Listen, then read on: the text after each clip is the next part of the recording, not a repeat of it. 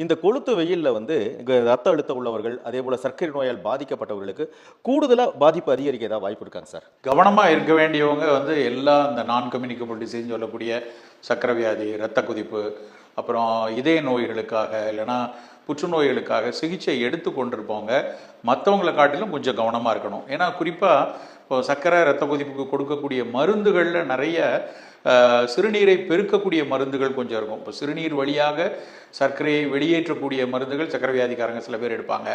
இரத்த கொதிப்பு குறைக்கணும் அப்படிங்கிற ஒரு டயோலிசிஸ் மருந்துகள்னாலேயே வெளியேற்றக்கூடிய மருந்துகள், கூடுதல் வெயில்ல அவங்க எல்லாம் இதயத்துல ரொம்ப வந்து ஒரு அதிக நீர் இழப்பு ஏற்படுறதுக்கு இதய பலகீனவர்களை விட அதிகமாக நீர் வெளியே மருந்துகள் ஒரு பக்கம் எல்லாத்தையும் ஒரு டயோலிசிஸ் மருந்துகள்னாலேயே அதிகமா வெயில்ல கூடுதல் வெயில்ல அவங்க எல்லாம் நடக்கும்போது இருக்கிறவங்க அதிக நீர் இழப்பு ஏற்படுவதற்கான வாய்ப்பு, மற்ற நீர் இழப்பு அதிகமாக இருக்கும். கூடவே வந்து இந்த உப்புக்களை வெளியேற்றி தான் நிறைய நேரங்களில் மருந்துகள்